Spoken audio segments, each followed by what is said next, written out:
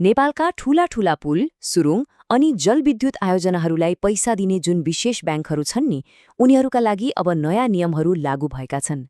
केन्द्रीय ब्याङ्कले ल्याएका यी नियमहरूले देशको विकासको गतिलाई कस्तो असर गर्ला त? आज यिनै नियमहरूले के परिवर्तन ल्याउँदैछन् त्यसैमा अलिकति गहिरिएर हेरौँ न। अब आजको हाम्रो चर्चामा हामी मुख्यतया 5वटा कुराहरूमा केन्द्रित हुनेछौँ। ब्याङ्कहरूले नउठेको ऋण कसरी उठाउनेछन्, उनीहरूले आफ्नो नाफा कसरी देखाउनुपर्छ, ठूला ऊर्जा आयोजनामा लगानी गर्ने नियममा के फेरबदल भएको छ, पैसा कहाँबाट र कसरी जम्मा गर्न सक्छन्, र सबैभन्दा महत्त्वपूर्ण यी सबैको समग्र असर के हुन्छ। ल सुरु गरौँ सबैभन्दा पेचिलो विषयबाट, खराब कर्जा। जब कसैले ब्याङ्कको ऋण तिर्दैन तब ब्याङ्कले के गर्छ? केन्द्रीय ब्याङ्कले अब यो प्रक्रियालाई अझै पारदर्शी र कडा बनाउन नयाँ नियम ल्याएको छ। पहिले कस्तो थियो भने धितो लिलामीमा बिक्री भएन भने ब्याङ्कले सिधै त्यो सम्पत्ति आफ्नो नाममा ल्याउन सक्थ्यो। तर अब यो प्रक्रिया अलि फरक भएको छ। नयाँ नियमले भन्छ कुनै पनि सम्पत्ति आफ्नो नाममा सार्नु अघि बजारमा त्यसलाई बेच्नको लागि कम्तीमा 3 पटक लिलामीको प्रयास गर्नै पर्छ। यसको सोझो उद्देश्य भनेको ब्याङ्कलाई बजारमै सम्पत्ति बेच्न थप जिम्मेवार बनाउनु हो। यो प्रक्रियालाई अझै सरल तरिकाले बुझौँ न। पहिलो चरणमा लिलामी हुन्छ। यदि त्यो सफल भएन भने दोस्रो र तेस्रो पटक फेरि प्रयास गर्नुपर्छ। यदि तीनवटै प्रयास असफल भए भने मात्रै ब्याङ्कले त्यो धितोलाई आफ्नो नाममा लिन पाउँछ।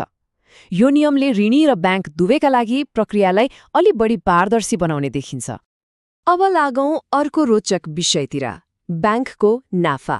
के हामीले देख्ने नाफा सधैँ वास्तविक हुन्छ त? केन्द्रीय ब्याङ्कले अब कागजी नाफालाई नियन्त्रण गर्न आम्दानी गणना गर्ने तरिकामा नै एउटा ठूलो परिवर्तन गरेको छ। र यो परिवर्तनको मुटुमा एउटा एकदमै सरल तर शक्तिशाली सिद्धान्त छ। जुन ब्याजको पैसा वास्तवमा हात परेको छैन त्यसलाई नाफा भनेर हिसाब किताबमा देखाउन पाइँदैन। यसले कागजी नाफालाई रोक्छ र ब्याङ्कहरूको वास्तविक आर्थिक अवस्था कस्तो छ भनेर देखाउन मद्दत गर्छ। यो नियमलाई कार्यान्वयन गर्न एउटा नयाँ टुल ल्याइएको छ जसलाई नियामकीय कोष वा रेगुलेटरी रिजर्भ भनिन्छ। यसलाई एउटा होल्डिङ एरिया वा सेफ हाउस जस्तो सम्झिँदा पनि हुन्छ। उठ्न बाँकी ब्याजको पैसा पहिले यो कोषमा जान्छ। जब त्यो पैसा साँच्चै ब्याङ्कको हातमा पर्छ तब मात्र त्यसलाई नाफामा गणना गर्न पाइन्छ।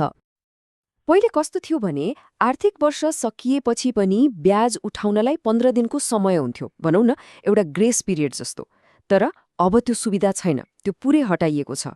यसको मतलब आर्थिक वर्षको अन्तिम दिनसम्म नउठेको सबै ब्याज तुरन्तै नियामकीय कोषमा जान्छ, जसले ब्याङ्कको वित्तीय रिपोर्टिङलाई निकै कडा र यथार्थपरक बनाउँछ। आम्दानीको कुरा त भयो, अब पूर्वाधार ब्याङ्कहरूको मुख्य काम मतलब ठूला ऊर्जा आयोजनाहरूमा लगानी गर्ने नियममा के परिवर्तन भयो त्यतातिर लागौँ। यहाँ पनि आम्दानी देखाउने तरिकासँगै जोडिएको एउटा महत्त्वपूर्ण परिवर्तन छ। यो बुझ्नलाई पहिले एउटा शब्द बुझ्न जरुरी छ, आइसिटिएल अर्थात् ब्याज पुँजीकृत आवधिक कर्जा। ठूला आयोजनाहरू बन्दै गर्दा तुरन्तै ब्याज तिर्न सक्ने अवस्थामा हुँदैनन्। त्यस्तो बेला तिर्न बाँकी ब्याजलाई पनि एउटा नयाँ कर्जाको रूपमा गणना गरिन्छ।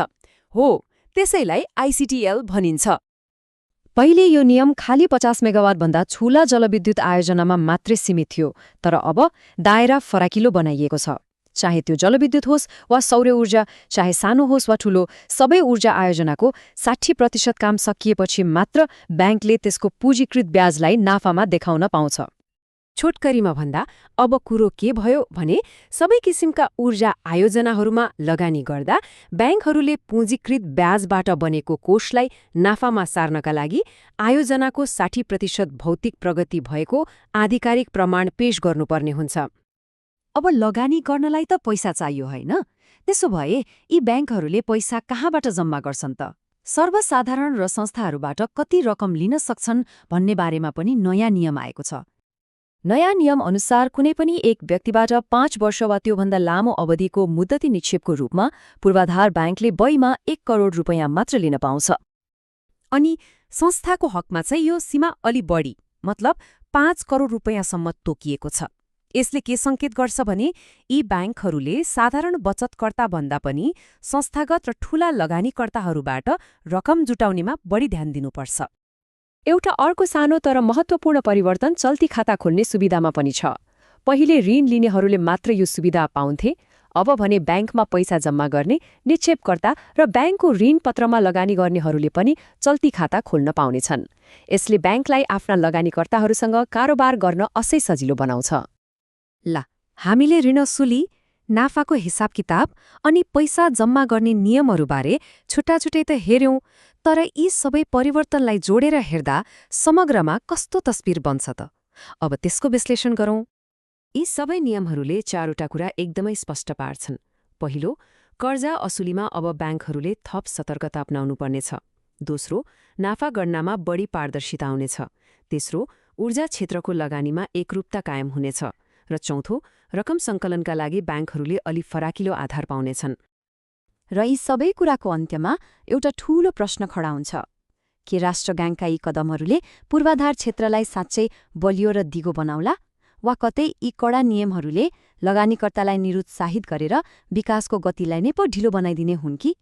यो एउटा महत्त्वपूर्ण प्रश्न हो जसको जवाफ आउँदा दिनहरूले नै दिनेछन्।